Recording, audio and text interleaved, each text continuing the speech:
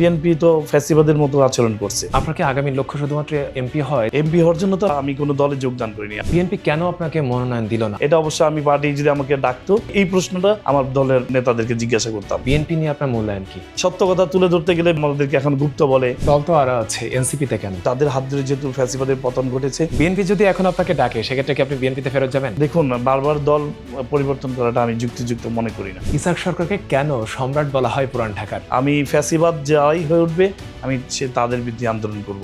বেগম খালেদা জিয়া যদি এখন বেঁচে থাকতেন, তাহলে কি আপনার এই পরিস্থিতি তৈরি হতো মনে হয়? না। আওয়ামী শাসনামলে ৩ শতাধিক মামলার আসামি।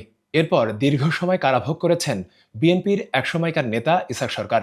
এরপর বিএনপি সুসময়ে তিনি হয়েছেন বহিষ্কার, যোগ দিয়েছেন এনসিপিতে। সময়ের বিশেষ সাক্ষাৎকারে এ পর্বে আমার সঙ্গে রয়েছেন ইসাক সরকার। বিএনপি কেন আপনাকে বহিষ্কার করলো? আমরা যারা নির্যাতিত এই এলাকার স্থানীয়, যারা ফ্যাসিবাদ বিরোধী আন্দোলনে রাজপথে সক্রিয় ভূমিকা পালন করেছিলাম, তাদের মধ্য থেকে যাকে মনে হয় আপনারা নমিনেশন যদি দেন, তাহলে আমরা সকলে ঐক্যবদ্ধভাবে কাজ করব। বরঞ্চ বাইরে থেকে একজনকে এনে ও পার্টি এই এলাকা থেকে নির্বাচন করিয়েছেন জাতীয়তাবাদী দলের পক্ষ থেকে। এই নির্বাচন শুরুর 7 দিন আগে আমাকে হঠাৎ করে কোনো ধরনের নোটিশ না করেই আমাকে বহিষ্কার করা হয়েছিল। আমাকে সবুজ লেটারও দেওয়া হয়নি। তখন আমি আর নির্বাচন থেকে সরে দাঁড়াইনি, আমি নির্বাচন করেছিলাম। দল তো আরো আছে, এনসিপিতে কেন? ফ্যাসিবাদ বিরোধী আন্দোলনে এনসিপি রাজপথে সক্রিয় ভূমিকা পালন করেছে এবং ছাত্রদের সাথে তখন থেকে আমি আন্দোলনে অংশগ্রহণ করি এবং তাদের হাত ধরে যেহেতু ফ্যাসিবাদের পতন ঘটেছে, এই জন্য আমি এনসিপিতে অংশগ্রহণ করেছি, প্রবেশ করেছি। অনেকের আশঙ্কা এনসিপিতে আপনার যুক্ত হওয়াটা ঠিক হয়নি, আপনি কি বলবেন? যারা মনে করছেন তারা অনেকেই ভাবছেন যে আপনার এনসিপি বোধহয় ছোটদের দল, ছোট দল। তো আমি তো ক্ষমতাসীন দল থেকে এই ছোট দলে প্রবেশ করেছি, তাহলে এটা নিয়ে তো কথা হওয়ার কথা না। মানুষ চায় একটা পরিবর্তনের কারণে আমার মনে হয়েছে যে এখন সবচেয়ে বেটার এনসিপি। এনসিপিতে যোগদানের মাত্র দুদিনের মাথায় আপনি ঢাকা মহানগর দক্ষিণের আহ্বায়কের দায়িত্ব পেলেন। এটা কি আপনাদের পূর্ব পরিকল্পিত ছিল? না, কোনো পূর্ব পরিকল্পিত ছিল না। আমি আদর্শকে লালন করে এনসিপিতে প্রবেশ করেছি এবং তারা আমাকে স্বপ্রণোদিত হয়েই, যেহেতু আমি ঢাকার ছেলে, স্থানীয় ছেলে, তারা আমাকে এখানে মনে করেছে যে এখানে আমাকে দায়িত্ব দিলে সংগঠন শক্তিশালী হবে, সেই জন্য তারা আমাকে দায়িত্ব দিয়েছেন। পূর্বে কোনো পরিকল্পিত ছিল না। এই অঞ্চলে আসিফ মাহমুদ সজীব ভুঁইয়া নাকি ইসাক সরকার কে বেশি জনপ্রিয় হবে? আসিফ মাহমুদ সজীব ভুঁইয়া, এটা আমাদের পার্টির সেটেল ইস্যু। পার্টি অলরেডি সাংবাদিক সম্মেলনের মাধ্যমে ঘোষণা দিয়েছেন যে আমাদের এনসিপির পক্ষ থেকে, জাতীয় নাগরিক কমিটির পক্ষ থেকে আসিফ মাহমুদ সজীব ভুঁইয়া নির্বাচনে অংশগ্রহণ করবেন। আপনাকে যদি বলে যে এখানে নির্বাচন করবার জন্য, ডিসিশন যদি চেঞ্জ হয়, সেক্ষেত্রে আপনি কি করবেন? সেটা পরে ভেবে দেখা হবে, কিন্তু আমার ইচ্ছা নেই। আপনাকে আগামী লক্ষ্য শুধুমাত্র এমপি হয় এর জন্য কি এনসিপিতে যোগ দেওয়া? এমপি হওয়ার জন্য তো আমি নির্বাচনে অংশগ্রহণ করিনি বা অথবা আমি কোনো দলে যোগদান করিনি। আমি 30 বছর কিন্তু এই বাংলাদেশ জাতীয়তাবাদী দলকে সার্ভিস দিয়েছি। আমি অনেক কষ্ট নির্যাতন ভোগ করেছি। আমার জীবন যৌবনের শ্রেষ্ঠ সময়গুলি কেটেছে জেলখানায় অথবা পালিয়ে থেকে। আমাকে ক্রস ফায়ারের আসামি বানানো হয়েছিল, আমাকে গুম করা হয়েছিল, আমার পরিবারের উপর অত্যাচার করা হয়েছিল। আমি তো কোনো নেতৃত্বে ছিলাম না ওই সময়। আমি তো স্বাভাবিকভাবে সাংগঠনিক নেতৃত্ব দিয়ে এসেছি। যেহেতু প্রত্যেকটা রাজনৈতিক কর্মীর একটা শখ থাকে যে নির্বাচন করব, সেই ধারাবাহিকতা আমিও নির্বাচন করেছি। কিন্তু নির্বাচন করতেই হবে, নির্বাচন করেই জনগণের সেবা করতে হবে, সেটা নয়, মুখ্য ভূমিকা বিষয় নয়। আমি আমার পার্টির যে কোনো দায়িত্ব থেকে আমি মনে করি যে জনগণের সেবা করা যায়। আপনি বলছিলেন যে বিএনপি আপনাকে মনোনয়ন দেয়নি, যে কারণে আপনি বিদ্রোহী প্রার্থী হয়েছেন। বিএনপি কেন আপনাকে মনোনয়ন দিল না, আপনার কাছে কি মনে হয়? সেটা আমি তো বিএনপিকে প্রশ্ন করব, কেন আমাকে মনোনয়ন দিল না, আমাকে কেন দেওয়া হয়নি মনোনয়ন, আর যাকে দেওয়া হয়েছে কী কারণে দেওয়া হয়েছে, এটা আমাকে পার্টির জানার ইচ্ছা ছিল। আমি যেহেতু কোনো উত্তরই পাইনি, এই প্রশ্নটা আমি পার্টিকে জিজ্ঞাসা করতাম, আমি কেন পেলাম না, আর যিনি পেয়েছেন উনি কী কারণে পেয়েছেন, এটা অবশ্যই আমি পার্টি যদি আমাকে ডাকতো, তাহলে অবশ্যই আমি এই প্রশ্নটা আমার দলের পার্টির নেতাদেরকে জিজ্ঞাসা করতাম। ইসাক সরকারকে কেন সম্রাট বলা হয় পুরান ঢাকার? আমি যেহেতু আন্দোলনের কর্মী, একজন বিপ্লবী, আমি একজন বিপ্লব করতে জানি, বিপ্লব করে আমার সারাটা জীবন কেটেছে। আমি অন্যায়ের সাথে কখনো আপোষ করিনি, আমি সারাটি জীবন সংগ্রাম করে গিয়েছি। এই জন্য হয়তো অন্যরা এই নামটি আমাকে দিয়েছে, কিন্তু বাস্তবে আমি ওরকম না। আমি সবসময় সাদামাটা জীবনযাপন করি, আমি নির্ভেজাল থাকতে পছন্দ করি। আমার ব্যক্তিগত কোনো চাওয়া পাওয়া নেই। আমি ফ্যাসিবাদ যারাই হয়ে উঠবে, আমি তাদের বিরুদ্ধে আন্দোলন করব।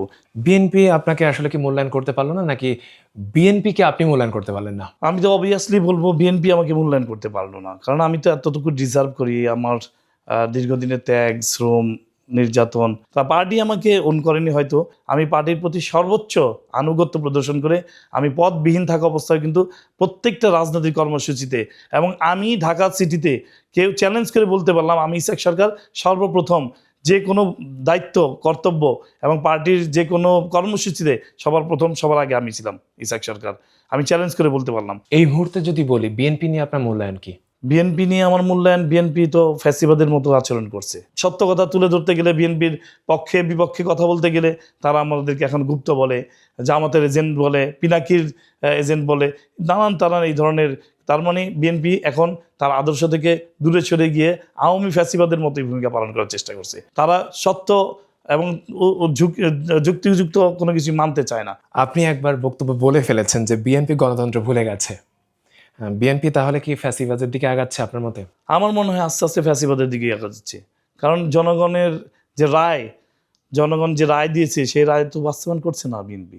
প্রধানমন্ত্রী হার পক্ষে জনগণের কাছে ভোট চেয়েছেন, তো এখন কেন এইটা থেকে দূরে সরে আছে? এটা আমি পার্টির কাছে, আমি আমাদের পূর্বের পার্টি জাতীয়তাবাদী দলের কাছে আমারও জানার ইচ্ছা যে কেন তারা জনগণের এই অবস্থান থেকে দূরে সরে আছে।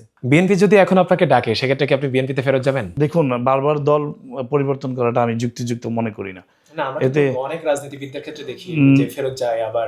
না, আমি যুক্তিযুক্ত মনে করি না। আমি যেখানে থাকতে চাই সেখানে আদর্শ নিয়েই থাকতে চাই। এখন এনসিপি করছি, এনসিপির আদর্শকে লালন করে আমি এনসিপিতে থাকতে চাই। এনসিপি যদি আপনাকে সঠিক মূল্যায়ন না করে সেক্ষেত্রে আপনি কি করবেন? সেটা সময় দেখা যাবে। মূল্যায়নের বিষয়টা আমি কিন্তু আগেও বলেছি আপনাকে, মূল্যায়ন অবমূল্যায়নের বিষয়টা কিন্তু স্পষ্ট। আপনি যদি আমাকে অবহেলা করেন, আপনি যদি আমার প্রতি বিমাতাসুলভ আচরণ করেন, আপনি যদি আমাকে ঘৃণা করেন বা অপছন্দ করেন, তাহলে সেখানে থাকাটা কিন্তু আমি যুক্তিযুক্ত মনে করি না, সেটা এনসিপি হোক বা বিএনপি হোক। বেগম খালেদা জিয়া যদি এখন বেঁচে থাকতেন তাহলে কি আপনার এই পরিস্থিতি তৈরি হতো মনে হয়? না, দেশনেত্রী বেগম খালেদা জিয়া মমতা মা আমার, উনি থাকলে আমার এই ধরনের পরিস্থিতিতে পড়তে হতো না। জামাত নিয়ে আপনার মূল্যায়ন কি? জামাত এখন 11 দলীয় জোটে আমরা আছি। এর আগে বিএনপির সাথে ঐক্য জোটে ছিল, 4 দলীয় ঐক্য জোটে। তখন যেরকম ছিল এখনও সেরকমই আছে। তখনও তাদের সাথে আন্দোলন করেছি বিএনপি, এখন আমরা বিরোধী দল আছি, এখন তাদের সাথে ভাবে আমরা আন্দোলন করছি, এক মঞ্চ থেকে আন্দোলন করছি। এটা নিয়ে আমার কোনো মাথা ব্যথা নেই। আমরা রাজপথে আছি, রাজপথে থাকবো। মিটফোর্ডে আলোচিত যে হত্যা, সোহাগ হত্যা, সেটা নিয়ে আপনার নাম এখানে এসেছে। বিশেষ করে যখন আপনি এনসিপিতে যোগ দিলেন ঠিক তখন আবার নতুন করে এটা আলোচনা আসলো। আপনি কি এই বিষয়ে কি বলবেন? দেখুন, প্রথম অবস্থায় আমাদের প্রতিপক্ষ যারা ছিলেন এই এলাকার অনুপ্রবেশকারী প্রতিপক্ষরা, তখন থেকেই এই সোহাগ হত্যাকাণ্ডটি আমাকে জড়ানোর জন্য অনেক চেষ্টা করেছে, আপ্রাণ চেষ্টা করেছে। পুলিশ প্রশাসনকে ম্যানেজ করেছে, থানা ম্যানেজ করেছে, আমার নামটা ঢুকানোর জন্য এত চেষ্টা করেছে যে তারা যদি আমাকে ওখানে ঢুকিয়ে দিতে পারতো তাহলে তাদের রাস্তা তখন ক্লিয়ার হয়ে যায়, পরিষ্কার হয়ে যায়। 2 বার চার্জশিট দেওয়া হয়েছে এবং চার্জশিট পরিপূর্ণভাবে দেওয়া হয়েছে। বাদীর সাথে পরামর্শ করে চার্জশিট দেওয়া হয়েছে। বাদী তো সবসময় বলে গেছি ইসহাক সরকারকে আমরা চিনি না। কে ইসহাক সরকার? ওনারা আমাকে চেনেও না। আচ্ছা, এনসিপিতে আপনি যুক্ত যেদিন হলেন সেদিন আপনি একটা ডাক দিয়েছিলেন যে বিএনপি পতনের ডাক। এটা কি শুধু ক্ষোভ নাকি হুঙ্কার? এটা ক্ষোভও না, হুঙ্কারও না, এটা হলো কথার কথা। যেমন আমি বিএনপিকে বলেছি যে আপনারা আপনাদের সঠিক ট্র্যাকে থাকুন, নতুবা জনগণ কিন্তু রাস্তায় নামতে বাধ্য হবে। যেভাবে ফ্যাসিবাদকে পতন ঘটিয়েছে সেইভাবে আপনারা যদি জনগণের অধিকার থেকে বঞ্চিত রাখেন তাহলে জনগণ আবার রাজপথে নামতে বাধ্য হবে। এটা আমরা রাজনীতি যারা করি আমরা কিন্তু সবসময় কথায় কথায় সরকারের পতন ঘটিয়ে ফেলি, আবার কথায় কথায় সরকারকে আমরা দায়িত্বশীল জায়গায় ভূমিকা পালন করার জন্য সহযোগিতা করি। এটা রাজনৈতিক সৌন্দর্য। কারণ আমরা যদি একটু হুঙ্কারও না দেই তাহলে সরকার তো তার সঠিক ট্র্যাকে থাকবে না। সরকারের ভুলগুলি ধরে দেওয়ার দায়িত্ব কিন্তু বিরোধী দলের। এবং সেই অবস্থান থেকে আমি এই কথাটা বলেছি যে আপনারা যদি সঠিকভাবে দায়িত্ব পালন না করেন তাহলে কিন্তু জনরসে কিন্তু আপনারাও পড়তে পারেন। এই কথার পরিপ্রেক্ষিতে এটাই বলা হয়েছিল। আপনাকে অসংখ্য ধন্যবাদ সময় আলোকে সময় দেওয়ার জন্য। আপনাকে অসংখ্য ধন্যবাদ। অনেক